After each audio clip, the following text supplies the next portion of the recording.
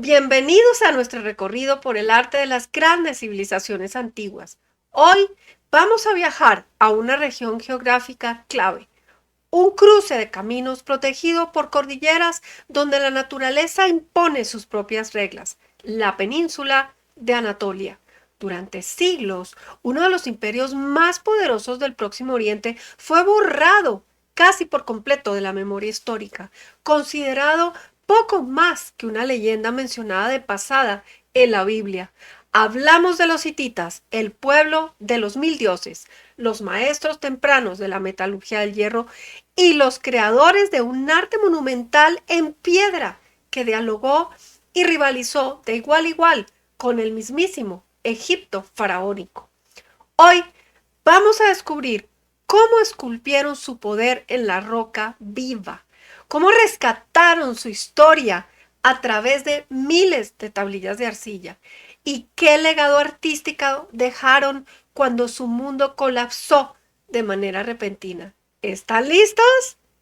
¡Vámonos!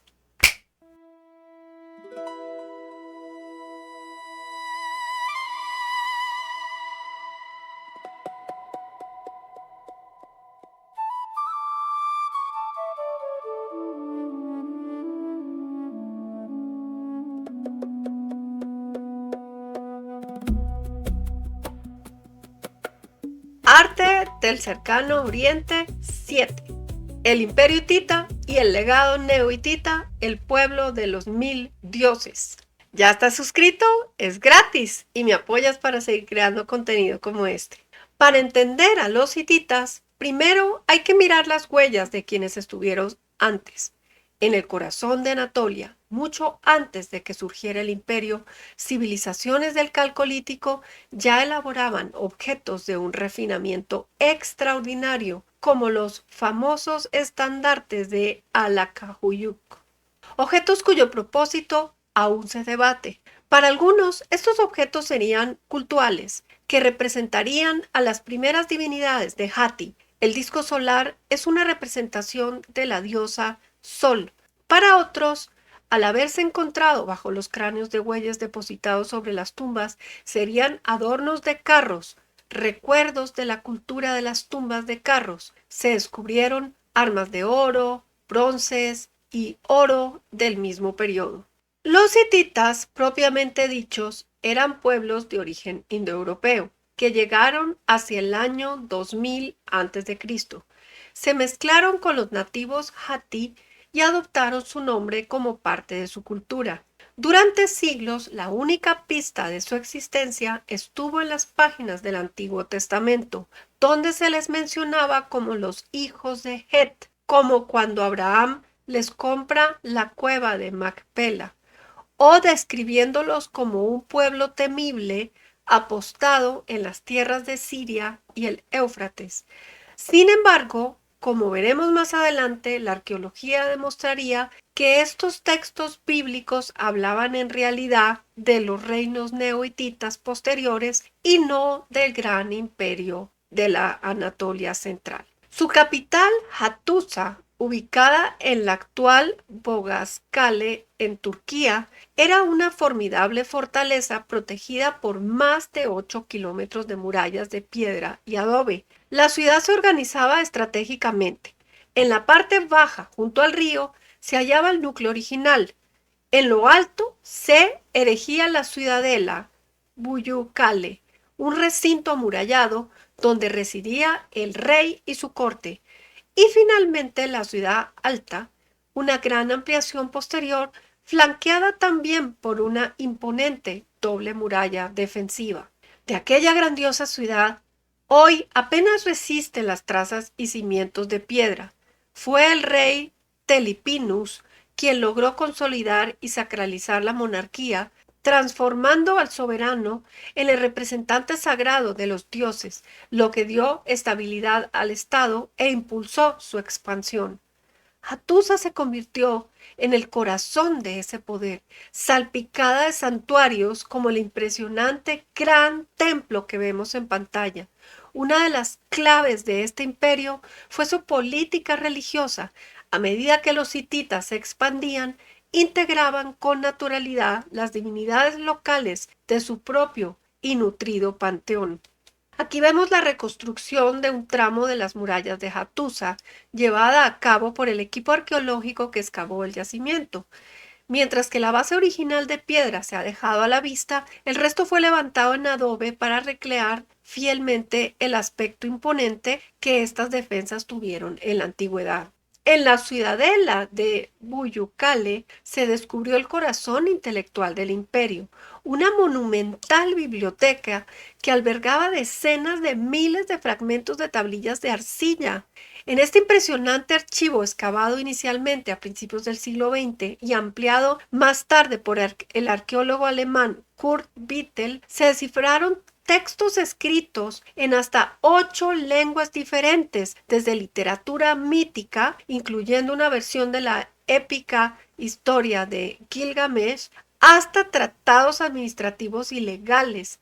Pero lo fascinante de este archivo es cómo nos acerca a la vida más íntima y cotidiana de los hititas. Entre sus textos encontramos oraciones para combatir la brujería, remedios para todo tipo de dolencias y detallados registros que van desde asuntos cotidianos hasta una singular literatura histórica, donde los propios reyes como Mursil II o Hattusili III narraban los acontecimientos de su reinado en primera persona con un realismo y una cercanía sorprendentes. El imperio continuó consolidándose con su capital en Hattusa. Durante la Edad de Bronce, en el segundo milenio antes de Cristo, los hititas destacaron por poseer un secreto revolucionario, el uso del metal y el dominio temprano de la metalurgia del hierro, siglos antes que el resto de las civilizaciones de su entorno, que aún dependían exclusivamente del bronce. Lejos de emplearlo masivamente para la guerra, el hierro era tratado como un material de gran exclusividad. Creaban con él objetos tan codiciados que llegaban a valer más que el oro, convirtiéndose en valiosos regalos diplomáticos que aportaban inmenso prestigio y riqueza al imperio, pero no solo dominaron el hierro, también trabajaban la plata con una destreza extraordinaria. Un claro ejemplo es esta maravillosa pieza, un vaso ritual en forma de puño, finamente decorado, que demuestra la maestría de su orfebrería y el refinamiento de su arte suntuario. Al igual que harían después los asirios, los arquitectos hititas sabían que la arquitectura defensiva debía intimidar. Por eso sus puertas monumentales, como la Puerta de los Leones o la Puerta de las Esfinges, estaban custodiadas por guardianes pétreos colosales diseñados para repeler no solo a los ejércitos enemigos, sino a los demonios y a las fuerzas del mal. Entre los tesoros descubiertos en Hattusa destaca una pieza única, la única tablilla de bronce hallada en todo el territorio de Anatolia, datada en el año 1235 a.C. y custodiada en el Museo de las Civilizaciones Anatolias. Este documento cuneiforme recoge un trascendental tratado entre el rey Tudaliya IV y su vasallo Kurunta de Taruntasa. Mediante este pacto, el rey aseguraba la soberanía territorial a su aliado, advirtiéndole, sin embargo, que no intentara usurpar el gran reino. Lo fascinante es que para sellar la validez y la santidad de este compromiso político, se invocó como testigos divinos a nada más y nada menos que los 1000 dioses del panteón hitita, conectando la diplomacia y el poder terrenal con su inmensa y compleja espiritualidad. Pero si hay un lugar donde el pensamiento religioso y la naturaleza se funden de manera perfecta, ese es el santuario al aire libre de Yasilicaya, situado a pocos kilómetros de Hattusa. Para la gente del común, ese espacio era prohibido y veían su monumentalidad desde la distancia. Solo el rey, que era el sumo sacerdote, era quien tenía acceso al templo. Aunque los edificios construidos por el hombre han desaparecido, las paredes rocosas conservan el alma visual del imperio, una procesión monumental de dioses y diosas esculpidos en la roca. En la explanada están representados los dioses de la superficie, los de la vida, una procesión de dioses masculinos y una procesión de diosas femeninas que se encuentran en el relieve central. En este esquema vemos más clara la procesión masculina que inicia a la izquierda, va hacia la escena principal y al lado derecho está la procesión femenina. Y esta sería la recreación digital que hice con ayuda del esquema para que nos podamos imaginar cómo debía ser en su mejor momento. Analicemos la escena central de este desfile divino. Esta es la escena original que se puede observar hoy en día, deteriorada por el paso del tiempo. Una procesión de dioses masculinos es precedida por Tesut, el dios del tiempo atmosférico, de la lluvia, del rayo, del trueno, del viento y todos estos fenómenos. Y está frente a su esposa, la diosa del sol, y ella preside la procesión femenina. Pues con ayuda de este dibujo que reconstruye la imagen completa, hice una reconstrucción para que podamos analizar más fácil el relieve. Por un lado, vemos al gran dios de la tormenta, Teshub, que es el que vemos a la izquierda, de pie sobre montañas sagradas, en este caso personificadas. El dios tiene los característicos zapatos de punta curvada que tienen todos los hititas y una alta tiara de cuernos. Enfrente está su esposa, la diosa del sol Hebat, apoyada sobre una pantera. Aquí parece el león porque fue esta como reinterpretación con el esquema.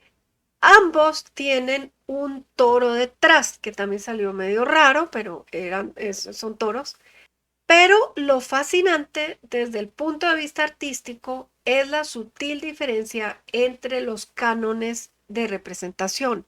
Mientras los dioses masculinos se muestran con sus piernas de perfil y el torso de frente, siguiendo la rígida convención mesopotámica, las figuras femeninas aparecen perfiladas con una naturalidad y fluidez sorprendentes para el siglo XIII a.C.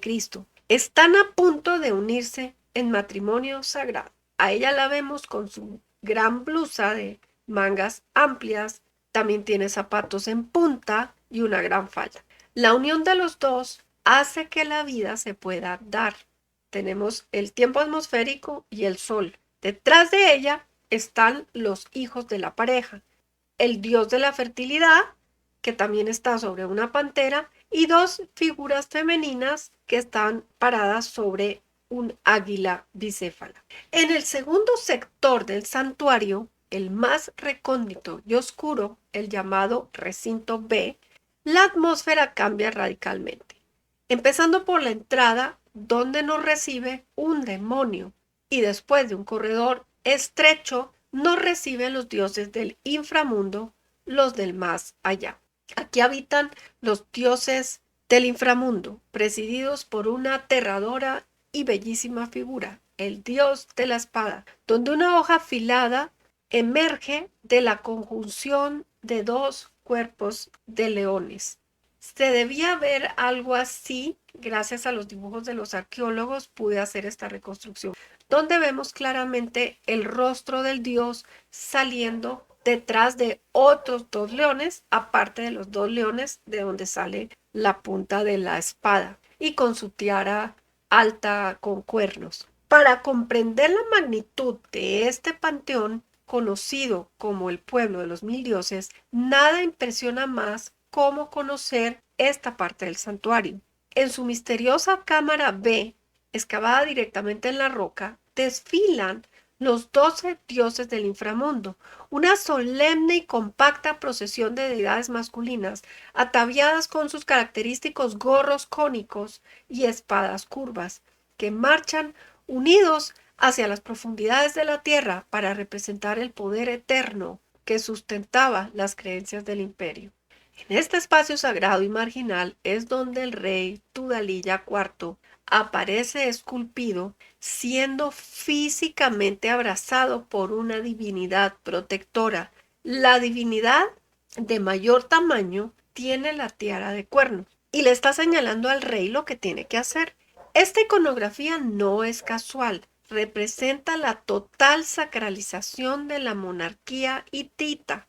El rey no es solo un administrador político, es el sumo sacerdote, el intermediario absoluto, obligado a cumplir con los complejos rituales de los 1000 dioses bajo la amenaza de la maldición divina. Si por algo no se cumplía, esa maldición se transmitía a toda la familia del rey, incluso a varias generaciones posteriores.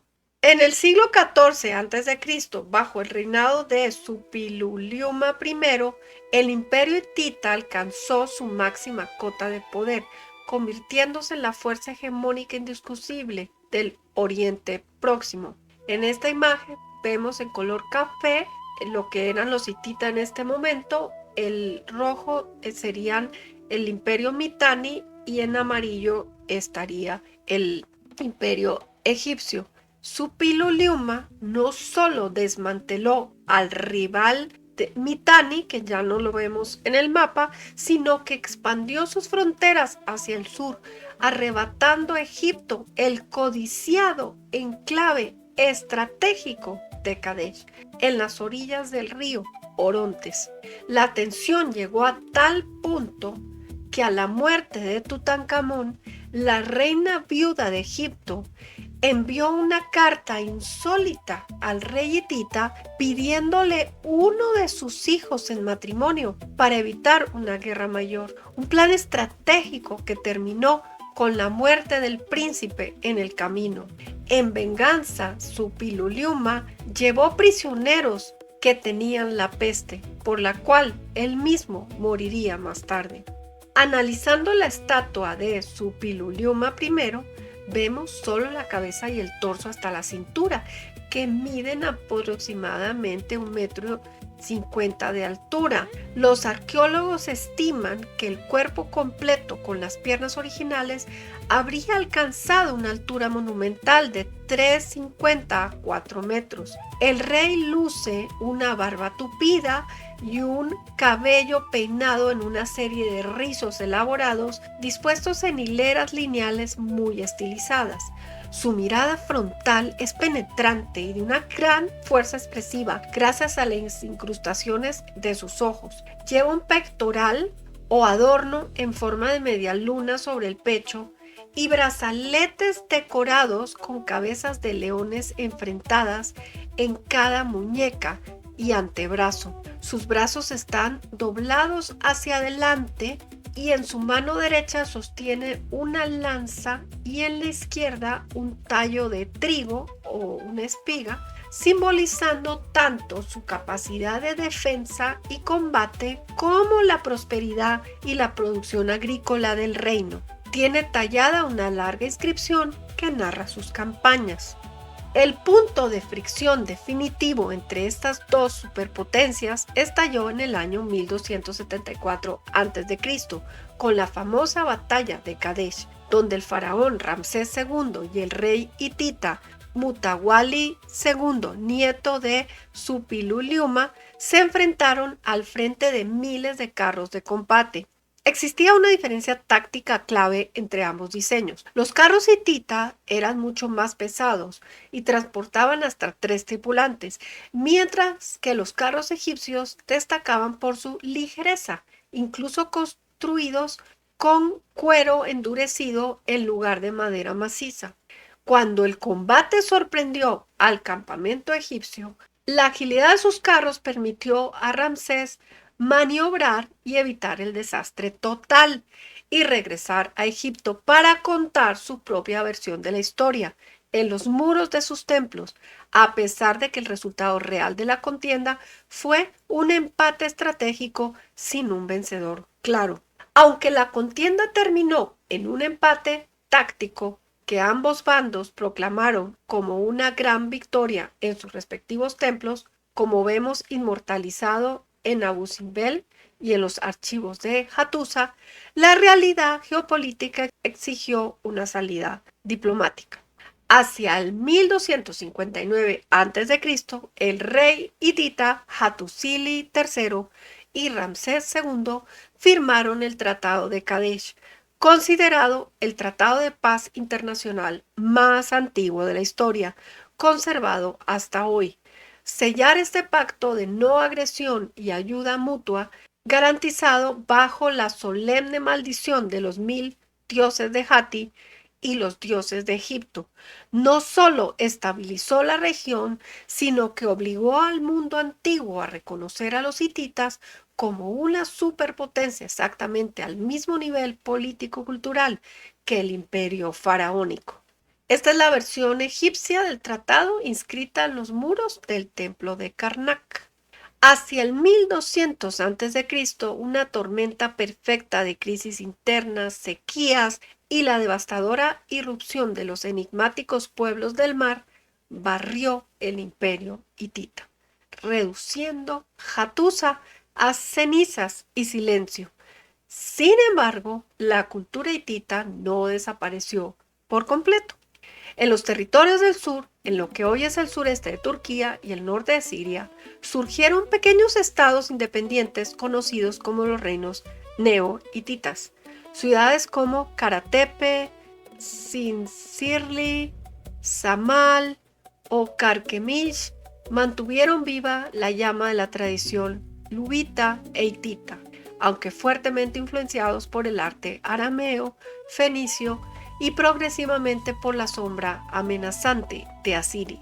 En Karatepe, un magnífico museo al aire libre, las murallas están jalonadas por ortostatos, bloques de losa vertical esculpidos en basalto, que muestran leones, esfinges y figuras mitológicas. En la fortaleza neohitita de Karatepe, el arte y la escritura van de la mano. En estos magníficos bloques de basalto, que son los ortostatos, a la izquierda vemos una losa cubierta por una larga inscripción en alfabeto fenicio y jeroglifos luvitas, la famosa inscripción bilingüe que funcionó como una auténtica piedra roseta para descifrar este idioma. Junto a ella, los relieves narran la vida cotidiana y cortesana de la ciudad.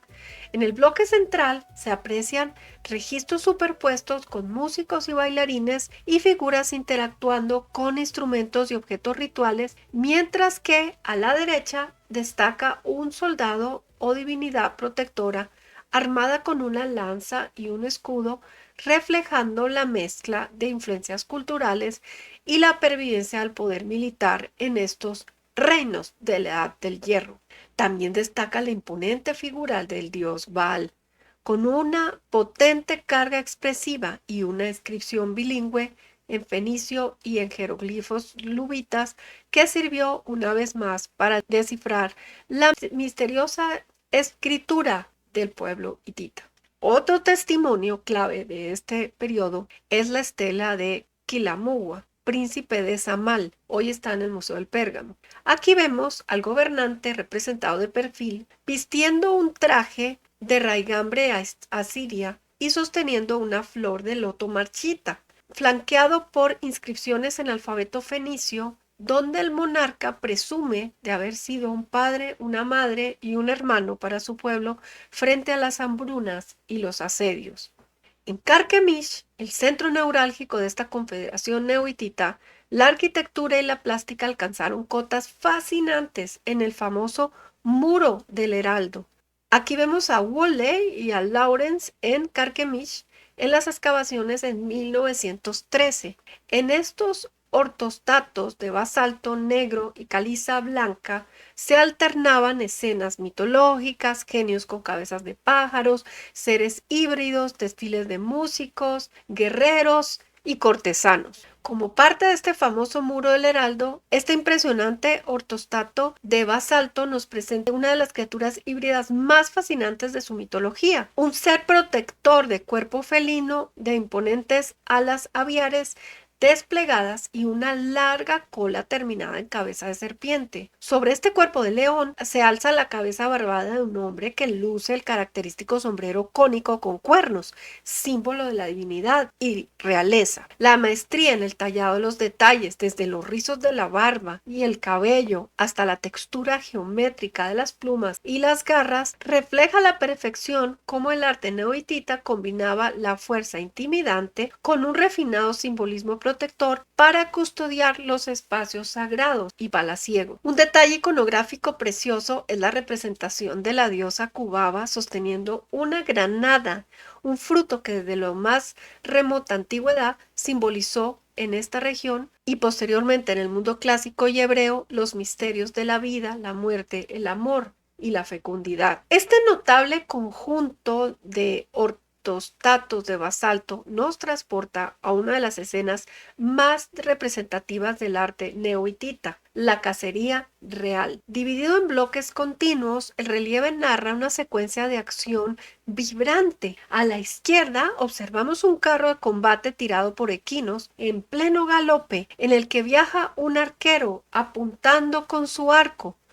Todo ello bajo la protección simbólica del disco solar alado. En los bloques centrales y a la derecha, la cacería se torna cuerpo a cuerpo. Un cazador o un soberano con el característico tocado cónico y túnica decorada somete y ataca con una lanza a un feroz león que ruge con las fauces abiertas, mientras los detalles del fondo se adornan con rosetas estilizadas y cenefas geométricas en los bordes que unifican toda la composición monumental.